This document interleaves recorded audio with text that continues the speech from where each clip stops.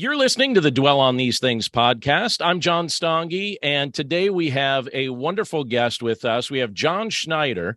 John, his extensive acting career includes the iconic roles of Bo Duke on The Dukes of Hazzard, Jonathan Kent on Smallville, and Jim Cryer on Tyler Perry's The Haves and the Have-Nots. As an independent filmmaker, John continues to write and direct and star in his own films, including Christmas Cars in 2019 and Stand On It in 2020.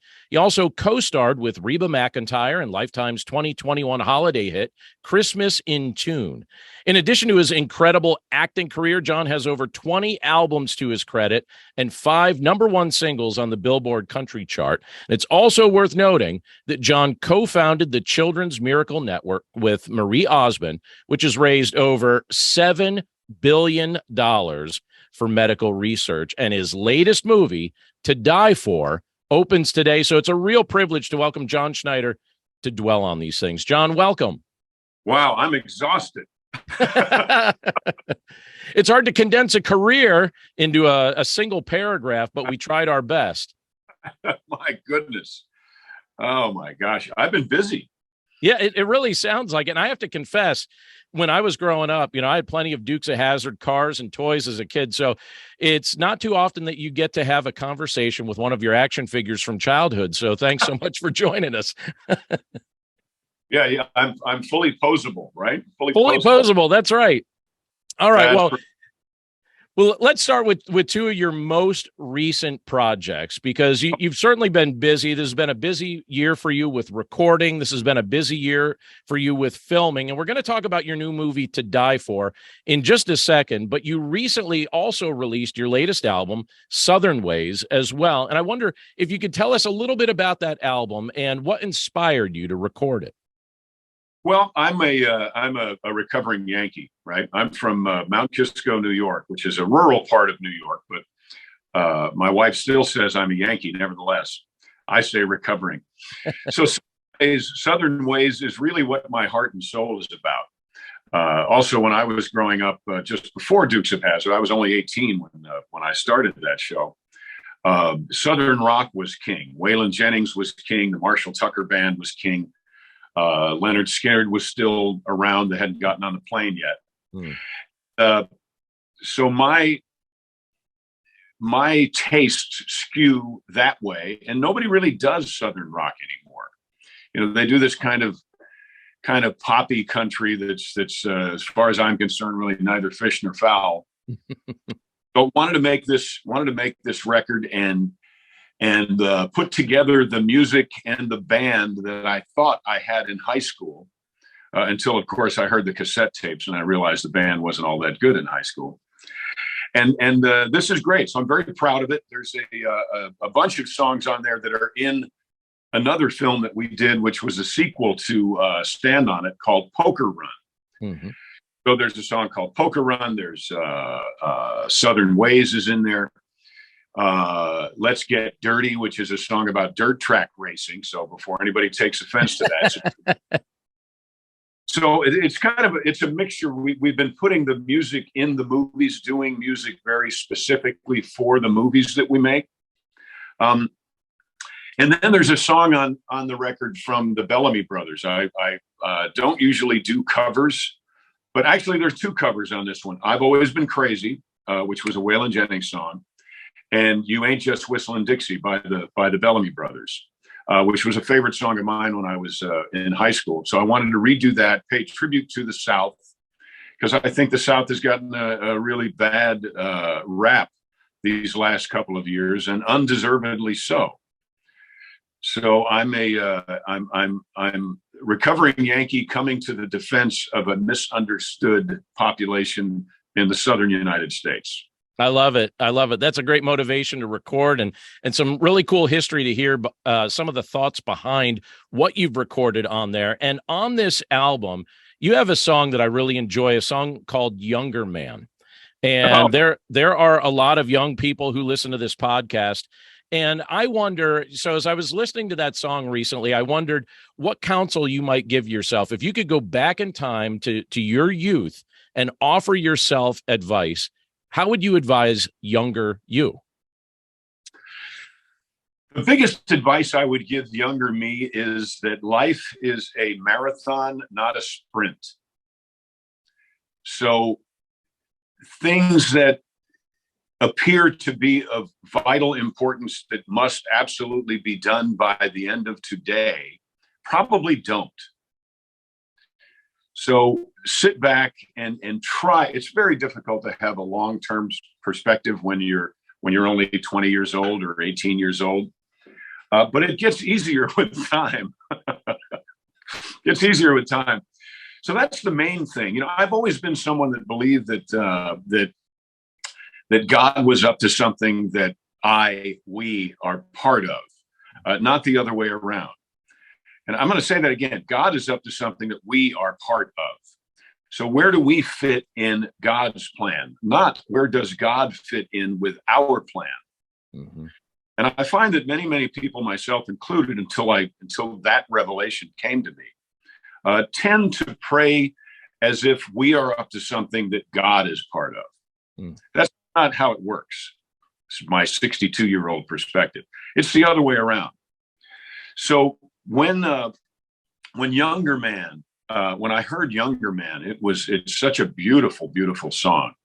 And I sing it for my smile, my lovely wife, Alicia. And my favorite line, I think perhaps of all time, is in that song that says, if I was a younger man, you wouldn't have to wander because I'd have found you sooner so I could love you longer. And that to me is the perfect lyric of any kind. And I'm honored to have been able to sing it. We also have a video. There's a video that we did, shot by the same cinematographer that shot To Die For. And it's quite beautiful. So folks, if you're interested, just go to Spotify and listen to the song. And then if you like it, then buy the record or whatever they call it, buy the download or whatever in the world it is. Right. And enjoy it. It's really good. It's my favorite album. It's the best work I've done in the music industry. And I've been in the music industry a long, long time. But it seems to me as you get more miles on you, I've always appreciated a good lyric, but now the lyrics that I'm attracted to are speaking to the life I've led. So get a hold of it. And back to the other thing, if you're not enjoying your life, then sit down and ask God what it is He designed you to be in His plan. Mm-hmm. Because He didn't design us to be ineffective. He didn't design us to be depressed. He didn't design us to not love, not just like. He did not design us to not love what we do every day. Mm. Because if we are working, I believe if we are working within God's plan, then we can't help but be effective and enjoy every minute of it. Not to say it's going to be easy. Nothing worth having is ever easy. Right. No fight worth winning is ever simple. Mm-hmm. If you're happy, keep going. But if you're not happy, then I question whether or not you are actually acting within your design. Well, I wonder, even as you're talking about that and just the importance for us to discover what the Lord desires us to do and how we could use our gifts and our talents and our abilities. A while back, I remember reading a little bit about the spiritual influence that Johnny Cash and June Carter Cash had in your life. And I have to admit that they are people that I certainly admire and have just taken a lot of inspiration from. And I'd love to hear about some of the role that they had in your growth and your spiritual formation, even in some of the things that you just were able to share with us. Oh, look, there's John right behind my shoulder. Oh, I see him. Hey, there's John right there. The biggest thing that I saw in John and June, I saw humanity. I saw someone who was not ashamed of their scars. A real couple, a real guy, a real woman, not pretending to be something that they're not.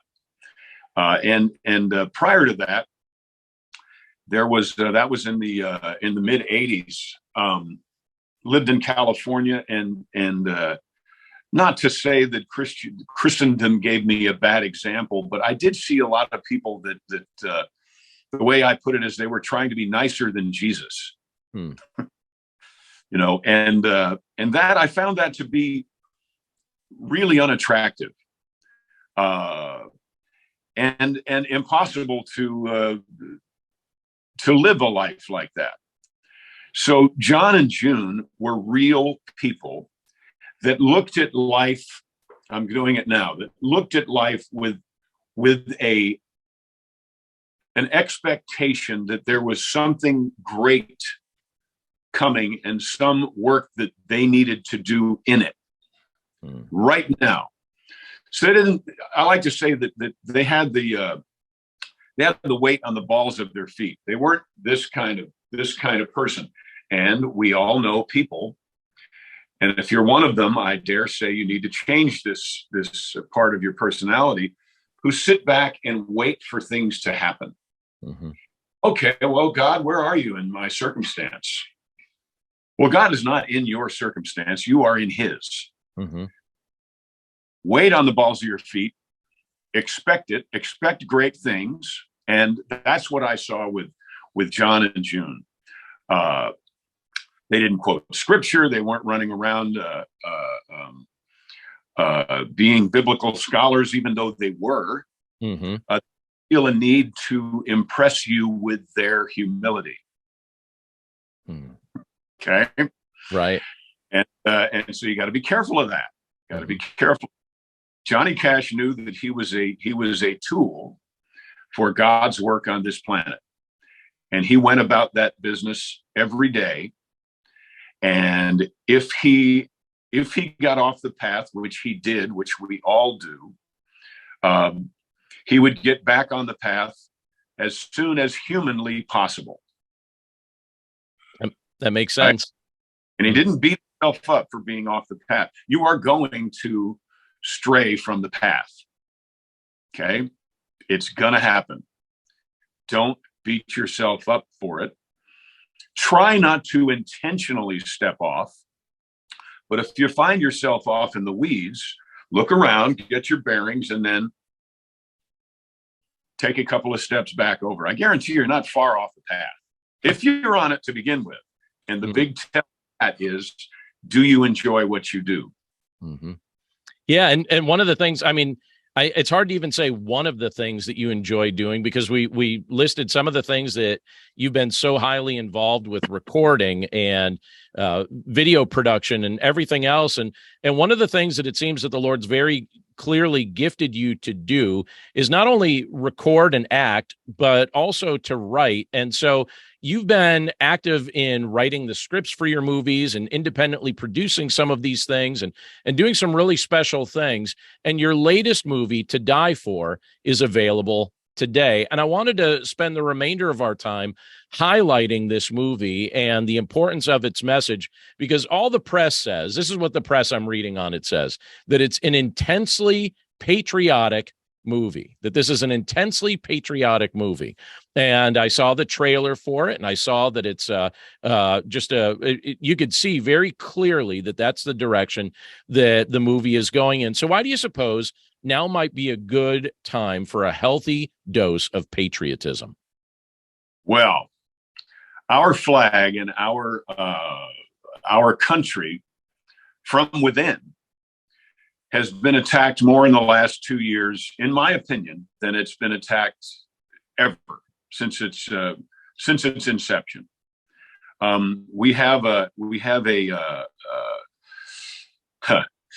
There's a mindset out there that grossly oversteps their authority with regard to our freedom, our freedoms, plural. And I've been given, and with specific regard to people taking a knee to the flag and people burning the flag and people disrespecting, in my opinion, everyone who ever fought for that flag and anyone who remained at home and lost a loved one who was fighting for that flag. And not the least of which, the folks who have been wounded and come home and continue to live in this great country. So people are disregarding what the flag means, what freedom means, and at what cost we have it. So my weapon of choice, my skill set, my design by God is to be able to tell a story that has humor, that has biting sarcasm. I just can't help it. That's my nature. And I hope that it's a sign of great intelligence. I'm told by very sarcastic people that it is. Mark Twain, of course. So yeah, please forgive the long letter, as I did not have the time to write a short one. So that's why there are lines in this movie, like when someone asks me if I got you get the jab? And I say, I wouldn't get that shot with Baldwin's arm.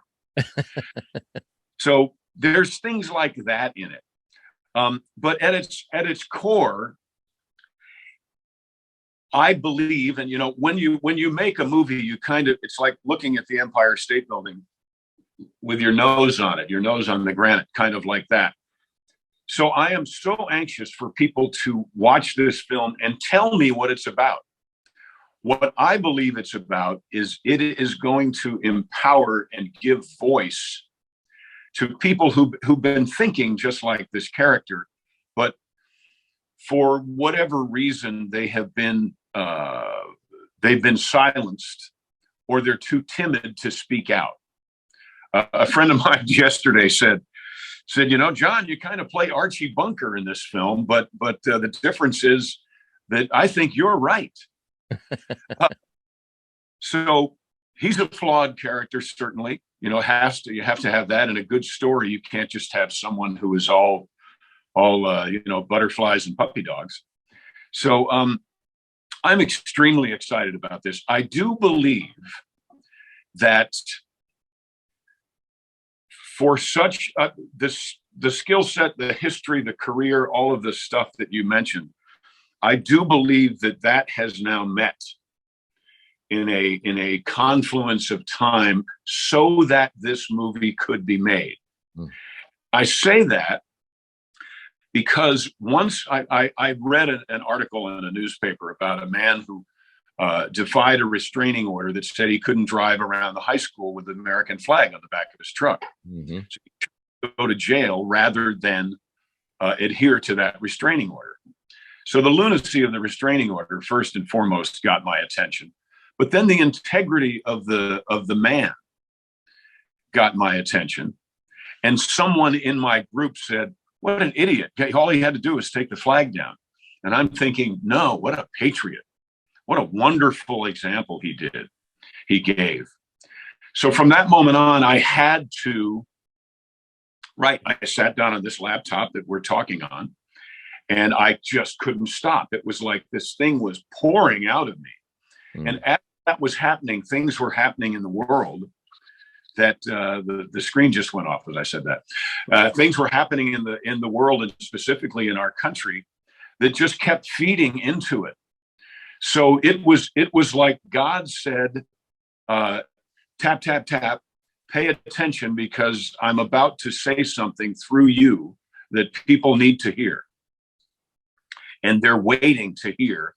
And no one but you, and this sounds prideful. It's not. No one but you has the platform and the audacity to say it. So this movie is something else. And it's great that you're choosing to be a steward of that. I often think, when the Lord blesses us with an opportunity to have that kind of influence. Absolutely. This is another part of that. This is very difficult to explain. But I didn't choose this. This chose me. I believe I have the weight on the balls of my feet, and I look forward. I expect great things every day. Great things come in many different ways. This particular one came in this article that I read. And as I said, then I couldn't stop. And immediately, this is why today is so important. Immediately, The this is what flooded into the story flooded into my head. It was easy to write. And then this flooded into my head.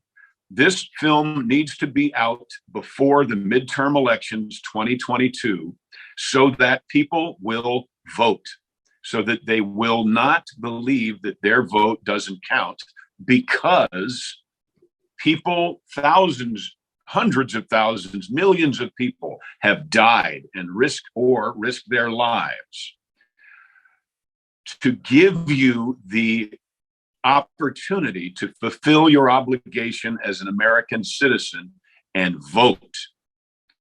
So that's a heck of a schedule. From inspiration to the movie coming out today was a little less than a year. That's unheard of.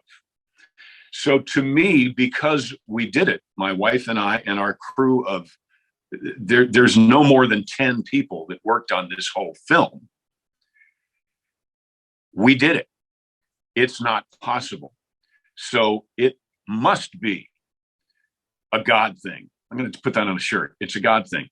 It must be a God thing, because we have been part of something that really in the entertainment world could not be done. And the proof is in the pudding, because it's out right now, today, as we speak. That's right. And the website to go for the movie is todieformovie.com. And Yes. and I want to just ask one final question as we wrap things up today. One of the things that I've noticed, and I think a lot about the younger generation, I know you do as well.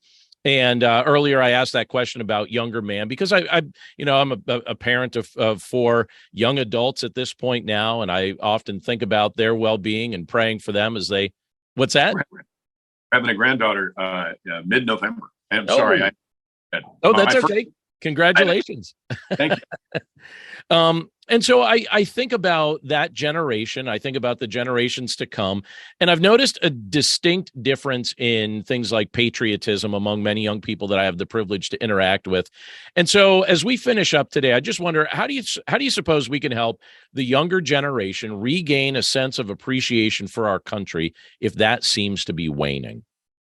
Well, I have that. I've addressed that in this movie. We have a young man who has received accolades from the NFL. He's a high school quarterback who took a knee at Friday's game, and he's now on the cover of the local newspaper. And I point out from my perspective the incredible wrong that he has done. He says, why do you care? I have a right to know. It's called the First Amendment, old man. And I said, you don't have a right to know squat. You gave that up the second your knee hit the grass. Okay. And I think when they hear things like that they'll talk about it. It'll be a conversation. But we've got to truly understand that our information that comes to us through this system that you and I are talking on is largely supported by and owned by people of a globalist mentality. And I don't hate them for it. I just disagree with a globalist mentality. I'm more of a nationalist. I believe that the United States of America was specifically designed by God to be the last example of tangible freedom in the world. I believe that with all my heart and soul. I believe that only in the United States we are free to pursue happiness as we define it, and to follow our design by God. So the United States is, in John Schneider's mind, the United States is not just a country. If it was, then why in the world would people who are oppressed globally want to come here? If I'm right, and this country is the tangible breath of God, then we need to protect that with everything that we've got. Our symbol that shows everyone where and what that is is our glorious flag. So we must start by protecting our flag. And I do think that this film is going to give voice to people to have conversations with people in their 60s and their 80s and their 90s and in their teens about these very concepts. Otherwise, why in the world was it allowed to happen in such a short amount of time? People are talking about this movie. People who agree with it are elated by it. People who disagree with it are enraged by it. That's a sign that you're onto something that God is part of. There's no milk toast in the kingdom, and I'm gonna end with this. I expect great opposition to this film, because without that, then it probably doesn't mean anything. If you're playing basketball, and I don't play basketball, but if you have the ball, whatever the ball is, and you aren't double teamed, then you're probably not a very good player, and you're probably not a threat to the enemy or the opposing team. So my sincere hope is that this film enrages people who want to burn our flag, who want to disrespect those who have given the last full measure to make sure that it yet waves. So we'll see, but I expect it. So no one, next week, we'll know by next week. That's right. And fires go quick. I think this movie is a fire that many people are going to want to pour water on, and that will be a wonderful sign, not a bad sign. Love it. Well, the movie is To Die For. You can find more information about it and watch it at todieformovie.com. John, thank you so much for being a guest today on Dwell on These Things. As we wrap up here, if others want to follow up on all the things you're doing, what's the best place for them to do so? I have an app called John Schneider. So you can do that. It'll keep you informed about everything. I'm also pretty active. Lately, I haven't been because of getting the movie out. But my Facebook page is johnschneiderstudios.com. John Schneider Studios. My store is johnschneiderstudios.com. Go check out some things there. I still have Facebook. I've not been. It's interesting to me that I've not been taken off of that. So maybe I'm kind of slipping under the radar there. I don't know. Having just said all that about opposition. I get a lot of people saying, "Oh, John, you shouldn't have said that. They're going to take you off of." They never had. So maybe the Lord has blinded Zuckerberg's eyes to my platform. I don't know.